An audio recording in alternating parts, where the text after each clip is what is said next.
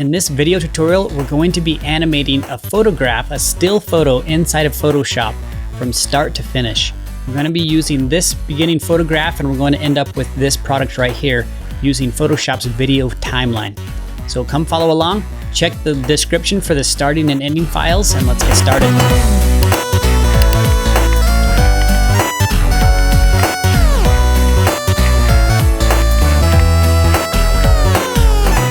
So in this video, we're going to be animating this photograph here. And this comes from this photographer, 9 Kopfer from Germany. So this is what the base photograph looks like. It's just a simple still image. And we're of course going to be animating this still image. Now the animation effect we're going to be using is purely done in Photoshop, and it's a rather simple effect. If you want to see a little bit more advanced animation from still photographs using a 2.5D, 2.5D, they call it Faux 3D, Parallax animation effect, where we look at something like this. So something that's a little bit more complex like this, where you actually split your photo up down into multiple planes inside of a bit of a 3D environment and then do some animation that way to create a parallax effect. I'll link for my other video down in the description where you can take a look at that. So let's go ahead and get started here in Photoshop. Now the first thing we need to do is just get rid of the background layer. So I like to just double click the background layer and hit OK, so that we don't have any default locked layer. And what we need to do is we need to separate the elements of this photograph. So we need to separate the dandelion itself, and then we need to separate all the little dandelion bits, and then we need to separate the girl from the background and a few things like that. So that's our main objective here in Photoshop, is just to create those layers. So we're going to start off here and we're going to get the magic wand tool. So let's just grab our magic wand tool over here. Whoops, right there is the magic wand tool. And the magic wand tool lets us select things by color. Now, because there's a lot of common dark green areas here, we can just select all those and then inverse our selection to be left with just the highlights here. So we're just going to maybe start off here with the tolerance. Maybe 32 is okay. Let's just click somewhere here in the green. And you can see that does a pretty good job right there of getting most all of the dandelion bits. So what we're going to do at this point is we are just going to inverse. So Command-Shift-I or select inverse. So now we have just the highlights highlighted instead of the dark areas. Now to make this a little bit quicker, I'm going to switch over into quick mask mode. So quick mask mode is Q on your keyboard, or it's the little icon down here. So you can just select that and you can see this turns it into a masked layer. Now I'm just going to get my brush tool. Whenever you're in quick mask mode, you typically paint with your brush tool. So you paint with black and white. So notice if I paint with black, those areas become unselected. And if I switch to white, those areas become reselected. So I'm going to switch over to black and just adjust my hardness here a little bit on this brush. And I'm basically just getting rid of all this stuff over here that I don't want to be part of the selection. So I'm just very quickly, whoops, I do want her hand there. So I'm just very quickly coming through here and just painting pretty rough like to get rid of all of this area up here.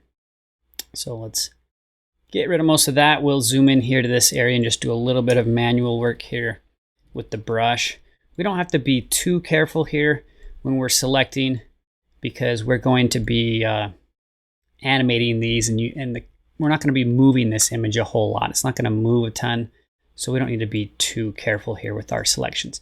Now it's a little bit tricky to see, but you can see there's some semi-transparent areas even right inside of there. So I need to just make sure I come over all those areas quickly here with the brush to make sure we get rid of all those things. Okay, next we need to fix up just a couple of these. So if we zoom in here, you can see that the selection didn't quite get all of that right there. So same thing with my brush tool. I'm just going to switch the opposite here. X on your keyboard shortcut switches your foreground and background colors inside of Photoshop. And then we'll just paint down these little stems here to make sure we get the majority of those little bits like so. So just do a little bit of painting. Again, we can be kind of a little bit loosey-goosey here with our selections. This doesn't need to be super accurate. So we'll just kind of paint through a couple of these to make sure we have a couple of those bits. And then we'll be ready to separate this out. So you can see down in this bottom corner, there's a few areas that need to be kind of painted out. These are so dark, they really didn't get picked up, but there are still a few little stems in there. Now this photograph was, of course, taken in motion. That's why the stems of these little dandelions look so big, because they were floating away, and they must have used shutter speed that wasn't super high, so it has a little bit of motion blur that is going on inside of the photograph, which is fine for our needs. Okay, so that looks pretty close for what we need now. Whoops, there's a couple up here. I'll quickly kind of paint in a little bit, and we'll sort of call that good for now.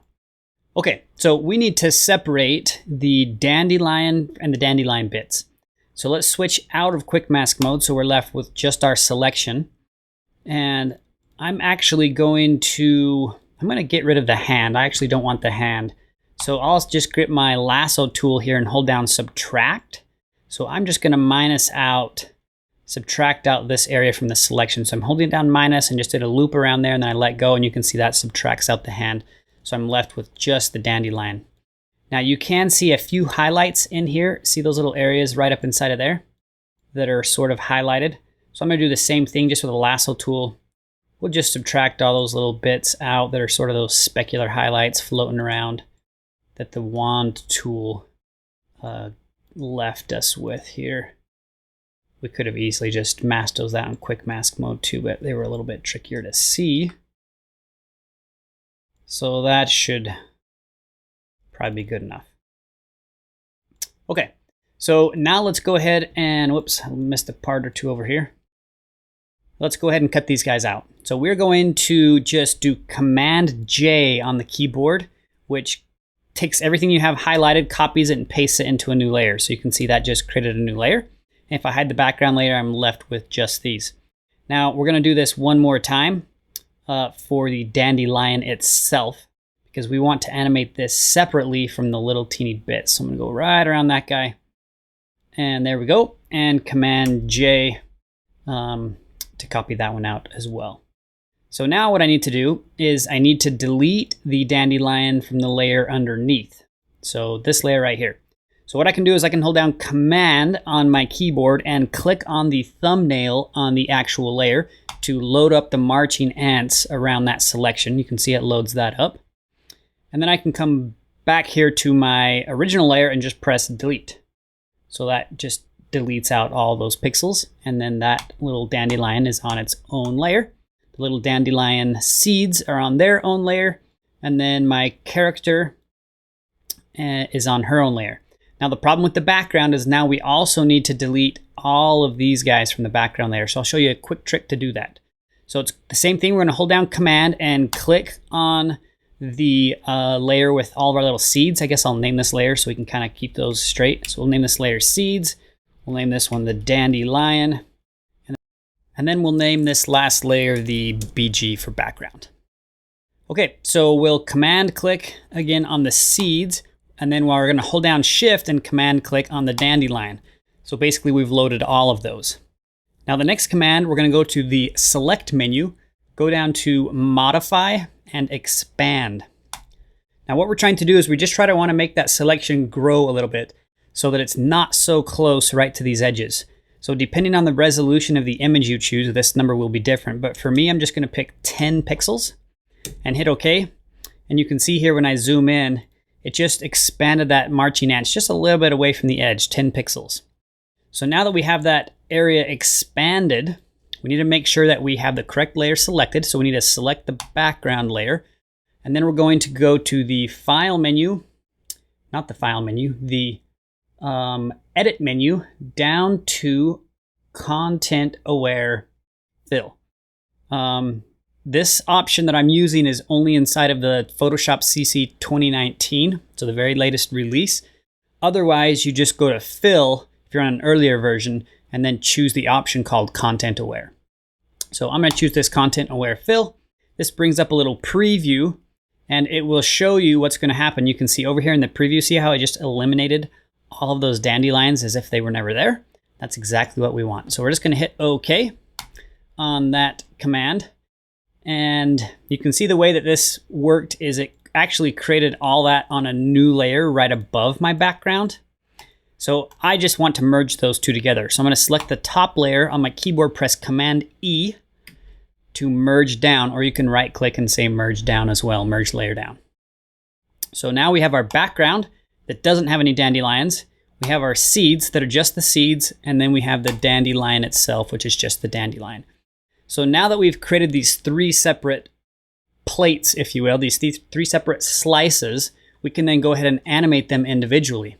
So now we need to move up to the filter menu, not the filter menu, the window menu, down to the option called timeline. So timeline is where you can do some time-based animation inside of Photoshop. Now there's two different methods for animating inside of Photoshop. They're both in this drop down. You can either do a video timeline or you can do a frame-by-frame timeline. For our needs, for this specific animation, we want to do the video timeline.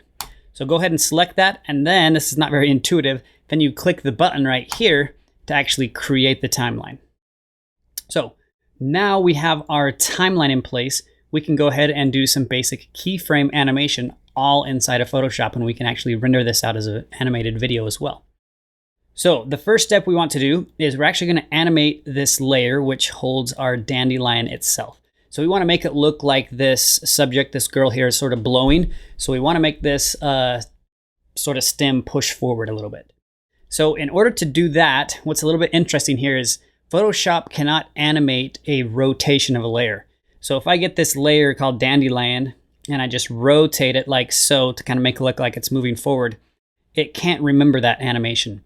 The only exception to that is if we first convert that layer into a 3D layer, then convert it to a smart object, then apply a rotation command.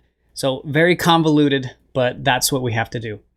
So the first step is to select that layer, the dandelion layer, come up here to our 3D menu, go down to New Mesh from Layer, and then over to Postcard. So this is creating a 3D layer, and it's placing that as a mesh on the 3D layer in a 3D space on a postcard, essentially a piece of paper. So I don't want to switch to the 3D workspace, so I'm going to say no. Okay, so Photoshop does its thing. You can see it just converted that layer to a 3D layer. That's what that little teeny tiny icon there, the box, means. Next, I need to right click that and then convert this layer to a smart object. This allows me to apply transformation commands to a 3D layer. So now that we've done those two steps, we can actually do our animation. So what we're going to do is we're going to select our dandelion layer here and fly open the layer. You can see right here, whoops, I just pressed the wrong key. Right here, there's this little flyover arrow. If you click that, it will show you the options that you can use for animation. And we're going to be using this simple transform command. So you click the stopwatch icon is what this is called, which enables a keyframe. And it sets a keyframe right here inside of Photoshop. Now what we need to do now that we have our initial keyframe is we need to make a transformation. Now once you've created the first keyframe, we need to move the playhead to a point in time where we want the second keyframe to take place. So I'm just going to come out to roughly 2 seconds. So you can see right there, that is where the 2 seconds, this is running I think at 24 frames a second by default. So now that my playhead is at 2 seconds, I can then make a transformation and Photoshop will automatically add the second keyframe. So I'm just going to do Command T on my keyboard to free transform. I'm going to zoom out here just a hair bit. And I want to set the transformation point. So if you hold down Option or Alt on your keyboard, you can see it switches to the transformation point. I want to transform around the very bottom of the stem right there. You can see how Photoshop adds the little crosshairs, the little bullseye. And now watch what happens when I rotate. See how it's rotating from that point to make it look like this is blowing forward. So I'm not going to go very far. I'm just going to push forward just a little bit, maybe something like that. And then go ahead and click the check mark to apply that transformation. And now we can watch that animation. So if we scrub here the timeline, you can see I can go back in time. And it does in fact sort of move forward as if she was blowing on that. So I can push spacebar for a preview and Photoshop will render that out. The first time you play through on a preview, it may go quite slow because Photoshop is rendering every single frame. But then the second time you play through, it should go at native speed. Okay, so it sort of looks like that's moving forward now. That's great. Now we need to animate the individual dandelions themselves. So let's come over to the seeds and kind of the same concept. We'll move our playhead back to frame 1 and we'll click the position And what I'm going to do here is I'm going to apply a small transformation as well. So I'm going to do Command T. I'm just going to scale up from the center just a little bit. So I'm just making these slightly bigger, and I'll hit OK. Then I'm going to move forward the same distance, just up to 2 seconds there on my timeline. And now I'm going to move that layer. So I'm going to move the layer from left to right to make it look like these are kind of blowing away from the subject here. So I'm going to move them that way, and I'm also going to move them up just a hair. So I'm just nudging with my keyboard arrow there. All right, you can see that Photoshop added that. So let's go ahead and now preview that animation. So there they kind of are drifting off. Now, of course, if I wanted to animate each individual seed, I would just split those into separate layers, and I could have one twirl, or them separate, or however you want to do that animation. I'm not going to go to that much detail for this tutorial, but that would be fairly simple to do. So that kind of pushes those away. These are kind of moving out. I'm going to also make a little transformation. I want them to grow just a little bit more here towards the end, kind of out that way. So let's see what that looks like. Let's go back to the beginning and spacebar, and you can kind of see it's pushing those away. Now we'll do one more animation here, and that's going to be to the background itself. So the first thing we need to do is right-click this background layer and also turn it into a smart object. Having a layer as a smart object is what allows us to do that scaled transformation and have Photoshop remember it. So let's come to our background layer and fly this layer out. And we're going to be using the transform keyframe here. So we'll just click that to start a transformation. And let's go ahead and just do a transform. So Command T. And I'm going to set the transformation origin point, hold down Option and click right on the base of the stem there. And then we're just going to just scale this guy, I suppose, holding down Option, wherever we want to start. Hit OK. And let's move the playhead out to frame, or rather 2 seconds. And same thing, Command T to transform. Set our transformation point back to the base of the stem, hold down Option, and then just scale up a little bit. Now this is going to be a very subtle, we don't want to move too much, so I'm just going to scale up just a tad, something like that, and then hit OK. Now let's go ahead and scrub back through there, and you can see that it just animates ever so softly in. This bends, and then the seeds sort of blow off there to the right. Now before we render this video out, we need to do two things. We need to first shrink down our timeline. So right now the default timeline I think is set up at 5 seconds on my Photoshop. So you can just hover over here on this purple area and just click and drag that all the way back to 2 seconds. So we're going to do that on each of the layers because we don't want this video to have 3 seconds of just dead space. Next, we need to scale this image down. If we go to our image size and we look at our pixels, we're at 4800 pixels by 3200 wide. That's way over 4K resolution. So I'm going to scale this down to have a width of 1920, and the height, I'll just leave it whatever it is, 1280. So that's a little bit higher than, your HD resolution. So let's go ahead and hit OK to resample all of that. And now we can do our exporting. So, it looks like there's a small issue here at frame 1 on our background. Let's try to fix that. For some reason, this scale command is all goofed up there. Let's scale this guy back to where it is supposed to be. If I can grab this bottom scale point. Well, we'll just do it like this. Not sure what happened there, I wasn't really paying attention, but we'll just correct that really quick and hit OK.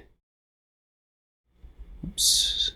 Apply that transformation. Okay, let's see if that's looking correct now. Okay.